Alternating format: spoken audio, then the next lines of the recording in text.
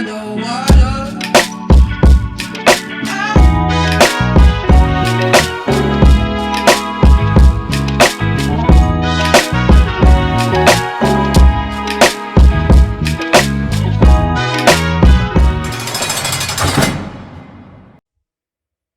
Y'all know what's going on. It's time for another episode of Doing Time with Joe. I'm your host, Joe Baker, and welcome to the show.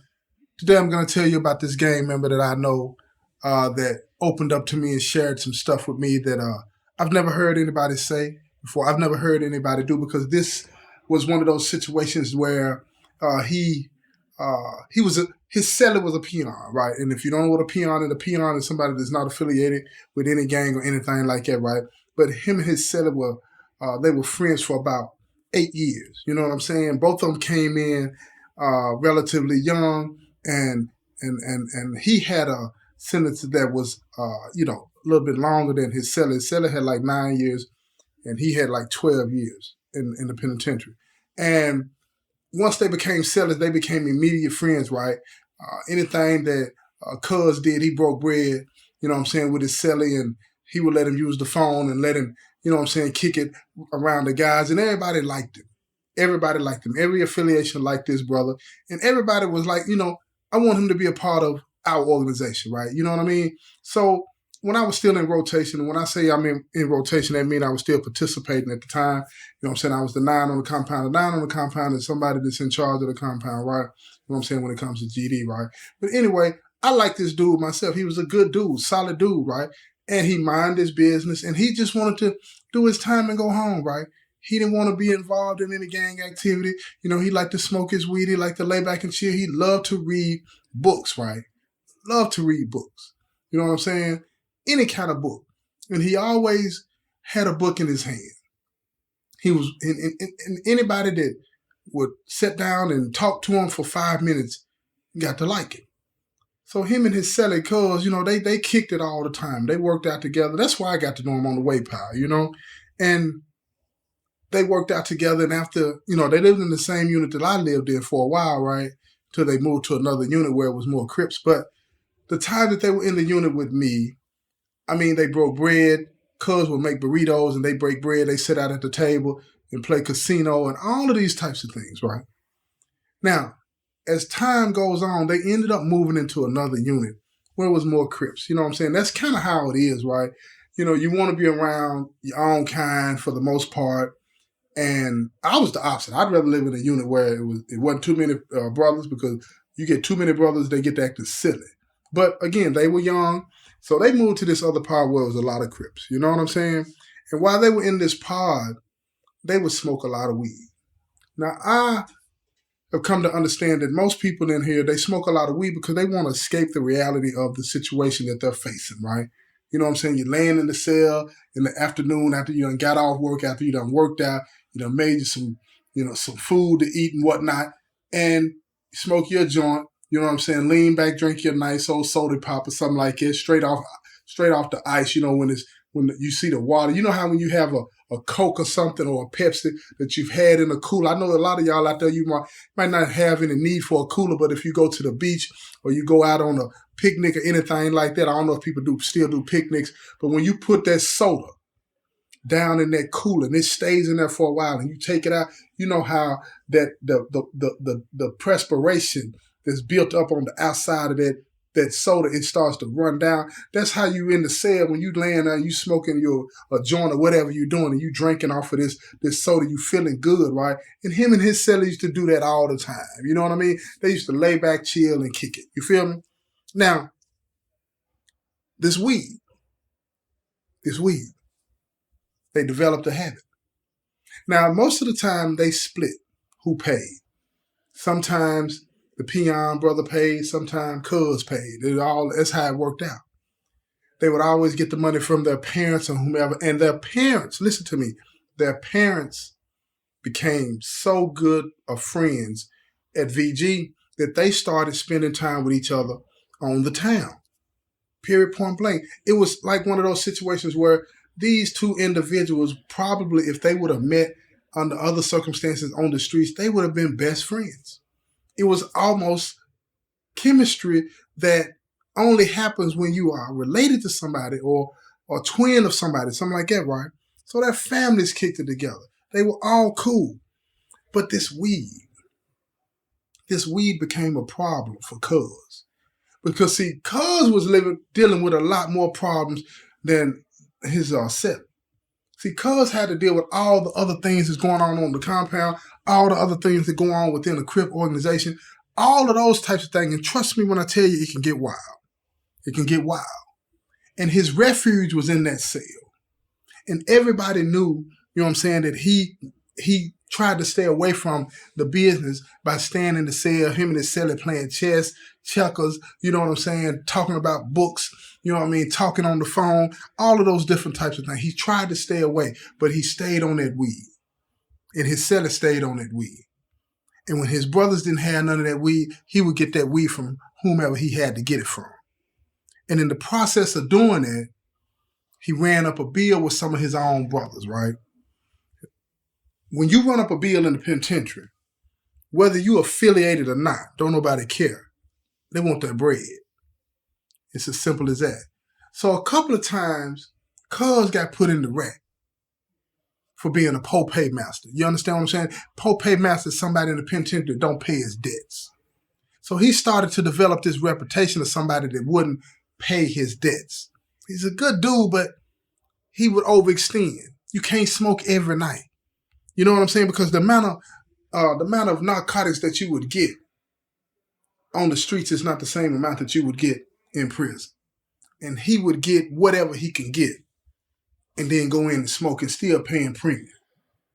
And that caused the problem because the individual was his own kind. They were taxing him, but they knew he needed it to go in on. And when he would go in, he smoked with his cellie. He never fired up and didn't smoke with his cellie. So now they're in the cell chilling. He'd already been put in the rack twice. You know what I'm saying? And when you get put in the rack in here, that means you're going in the cell and you're going to get beat up. And when I say get beat up, you're going to get beat up. Have you ever seen a person that has been beaten so bad that they have knots all over their heads? You understand what I'm saying? The ear is cauliflower. You know what a cauliflower ear is? You ever see a boxer that's been hit in their ear and the ear is swollen? Looks like a cauliflower. You feel me? Can't even hear nothing out of it no more. You feel me? After so many beatings. That's what he looked like after he had been put in the rack. His head was swollen. In the penitentiary, in GD anyway, we call it a pumpkin head, meaning his head is swollen way bigger than its natural size. That's not healthy.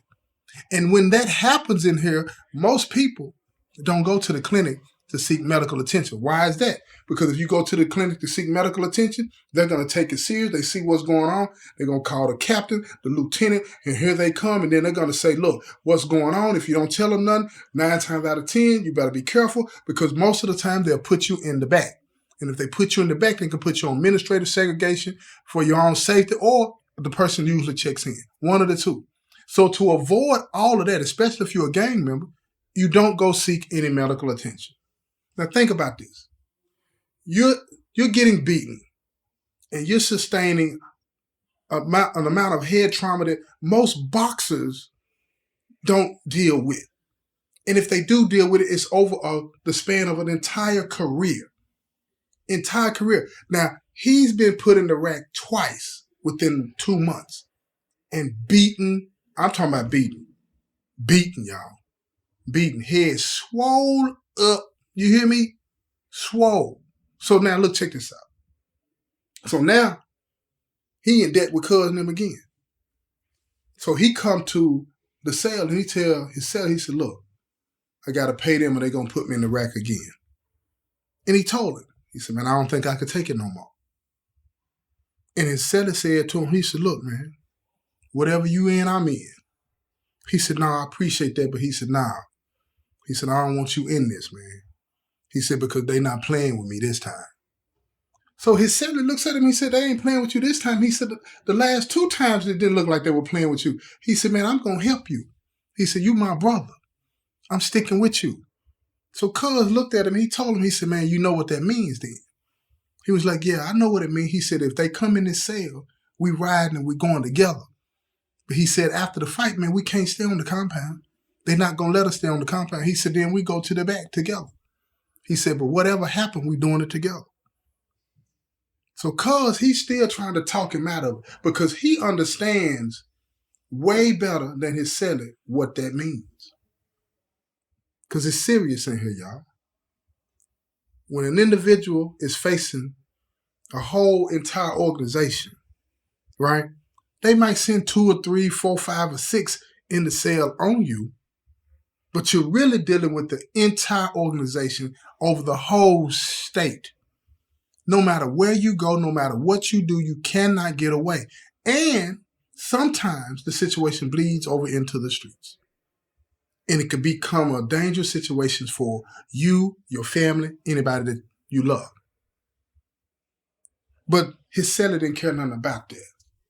What he was dealing with in that immediate moment was he saw that his brother was in distress and he was going to try to help him with the situation by facing it with him.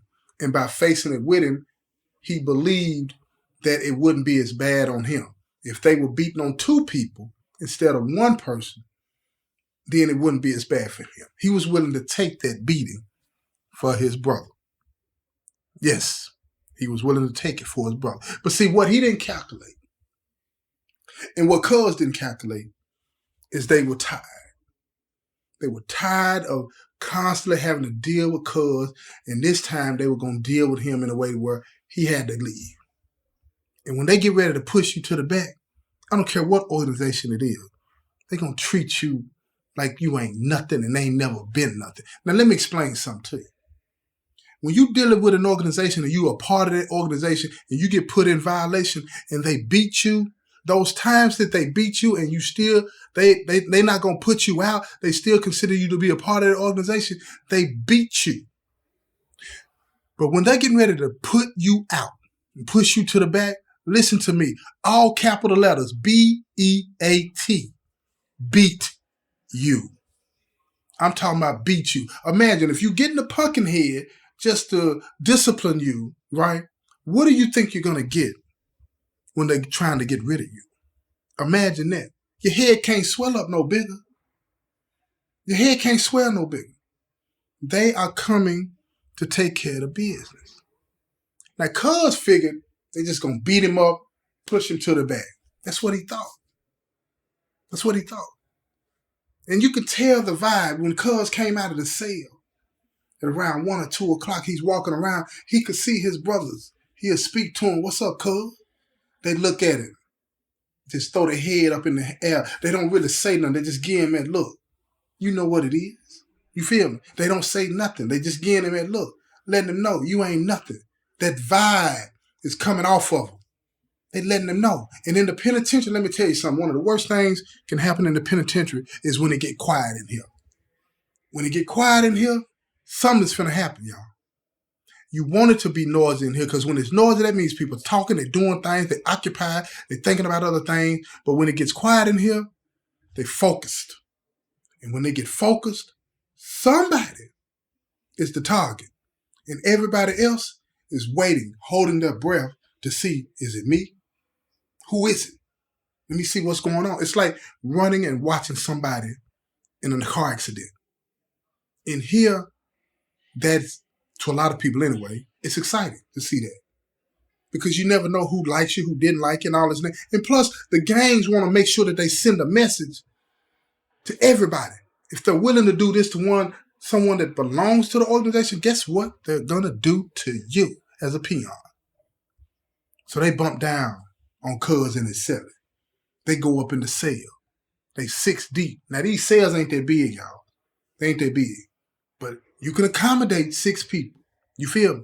So they step up in there and they're deep right at the front. Right at the front of the door, you see the toilet and the sink. It's enough room for them to stand 3 in the front and 3 in the back, right? Now, the 3 in the front, one of them tell the peon, they tell the little brother, step up out the cell, bro. He steps up off the top bunk. He's nervous. He's shaking. His legs shaking. They can see it. He's sweating. You can see the sweat up under his arm. He said, nah. He said, man, y'all come to see him. Y'all come to see me. Cuz and them looked at him and said, man, get up out this cell, man. And he said, nah, I'm not going anywhere. So then Cuz raised up. He said, man, what y'all want? Whatever y'all gonna do, let's get it over with, man. So when he said that, the couple of brothers in the back said, move out of the way, cuz. So the 3 brothers in the front, they spread open and moved to the side, right? And made sure that the door was locked. You feel me? They made sure the door was locked. Because the button on the inside, you hit the button on the inside, it'll pop the door and it'll open up, right? So, but they made sure that couldn't nobody get out their cell until they wanted to get out their cell. Plus, it was still 3 more brothers outside the cell blocking the door. So couldn't nobody see in the cell and see what was going on. So the 3 brothers that were standing behind the first 3 brothers that told the little peon to get up out of the cell, they stepped forward and then they raised up. All 3 of them, butchers. Butchers, y'all. And when I say butchers, I mean butchers. I mean butchers, y'all. For real. 2 of them got the ice pick, 1 of them got that Ginsu. And when I say Ginsu, look here, it's homemade, but you could cut bread with it, man. I'm telling you now. You can get you a slab of bologna and cut you a thin slice with that thing. And them ice picks, listen to me, going up in you. For real. They make the ice pick, you feel what I'm saying, off of the things you put in the oven, you know what I'm saying, the hold the food and stuff. Yeah, the grill, part of it. They break them off, right, to make the ice pick. And now they step to them. Cutting them square off. Now they got the couple of magazines wrapped around, but they ain't ready for that. They ain't ready for that. The peon, he jump at them. And when they jump at him, they fighting. Now them 3 that's in the front, they swinging them things, man. They swinging them things. And they hitting them every time. But when your adrenaline is up, you don't realize, I don't know if you ever been in one of those types of fights, when your adrenaline is up, you don't feel all of what's happening to you. So cuz in the peon, they taking care of their business. They are fighting 3 individuals that got 9. But here's the thing, in that room, you can't swing good. So the advantage is if you can fight and you hitting them hard enough, you might get some bruises, but they might not get to puncture you. But check this out. The 3 other brothers, they reaching over the top. They got soaked in socks. And they're swinging over the top of the brothers with the butchers, and they hitting cuz and the peon in the head. And now they trying to cover up. They can't fight like they want to fight. And when they cover up, cuz get hit. The peon get hit. But because the peon stayed in the cell, cuz and them pissed off. They take it to him. And they hitting him so hard, all you hear is him hollering, please don't kill me. Please don't kill me. And then blood is coming up out of his mouth. He can't even talk. He's choking on his own blood. And when he fall down to the ground, kick him in his face. He's laying there on the cell floor, looking up at the ceiling, bleeding out. Then they take it to cuz. They still on it, but they take it to him then. They hit him. He get hit 18 times. They both laying in the floor. Cuz and them leave the cell. Slam the door shut. Slam the door shut. So don't nobody can go in there to help them. And then they stand outside the cell to make sure don't nobody go in there to help them. And they got the violation up on the door. So when the officer walks by, the officer thinks that they in there chilling. Cuz them on the rail tell them, no, they taking care of something. So the officer keeps walking. But the officer noticing some things out of whack. The brothers is outside here in front of this cell. They don't live over at this part of the pod. So he tells them, y'all scatter, get away from here. So he knocks on the cell door. Said, hey, take his violation down. See, because we're not supposed to have anything covering the window so the officers can't see at any time in there. Now, when we take a restroom break and use the restroom, they don't mind if we cover it up a little bit, but they still want to see inside of it because you never know what's going on in there. So when the officer said, uncover this door, he didn't hear nothing. So he took his key and he put his key in the lock. And when he opened up the door, he saw both of them laying on the floor in their own blood. He hit the button. And when I say hit the button, they got these radios where they got this panic button on and tell them officers need assistance. He called, he said, we got a sticking in pod such and such. Get to the area. They running. Nurses, everybody's getting to the area. When they get there, they get both of them out of there. He tell them what it is. On the way, they get 2 stretchers. They get them up out of there. They life flight them out. They got both of them in the hospital. They call their parents. They letting them know. Both of them have been involved in a fight. They don't know all the details right now, but it's touch and go. But they let the family know. Now, the peon, that young brother, he don't make it. Cuz make it. After about 3 weeks in the hospital, he messed up. His mind is gone because he's lost the only person in his life that he could call a brother, because he was the only child. You understand what I'm saying? So he didn't have any siblings. But this brother that he got to know, he considered him to be his brother, as if he were born from the same mother. He loved his brother. And because that brother stood up with him, he was dead and gone. Ain't no coming back, y'all. Ain't no coming back. So now Cuz is in protective custody. He do 1.5 years in protective custody, gets out the penitentiary. His mind is gone. His mind is gone. He hasn't seen his parents since he's been in protective custody because he kept refusing the visits. He kept refusing the visit. He didn't write nobody back. They wrote him. The brother that got killed, his parents wrote him. He didn't write nobody back. His mind was gone. He's turned into a monster now. He's turned into a monster. And when he gets out, and when he goes home, his parents pick him up. And when he gets home, he can't function. He can't function. This lifestyle that he chose, took somebody that he cared about from him. He chose that life, not his celly. But because his celly had become so attached to him and considered him to be his brother, he put himself in harm's way trying to help him, and it cost him everything. And now he has to live with that. He has to live with that.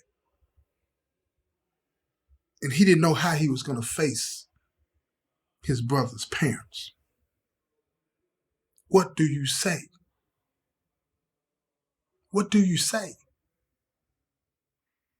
They knew he was struggling. So they all came to the house one day and they confronted him. They had decided they wasn't going to let him run from this. They had decided that they were not going to let their son's death be in vain. So they told him, when they all came together, get some help. It's time for you to grow up. You're not going to let your brother's death be in vain. And they hugged him, all 4 of them. They all hugged him, and they cried together, and they cried together. And they checked him into a drug rehab place. And he stayed the whole time and got clean. Got clean. And I'm going to tell you something. This brother, woo, man, this brother is powerful. Powerful. He's working now at a drug rehab place. He's a counselor. Went to college. Became a counselor. And he's helping people get out of gangs. And he's helping people get off them drugs. Because he knows, if not for those drugs and that life that he was living, his brother would still be here. Remember that, all y'all to say about this life. This has been another episode of Doing Time with Joe. I'm your host, Joe Baker, and I say peace, y'all. I've been trying to breathe underwater.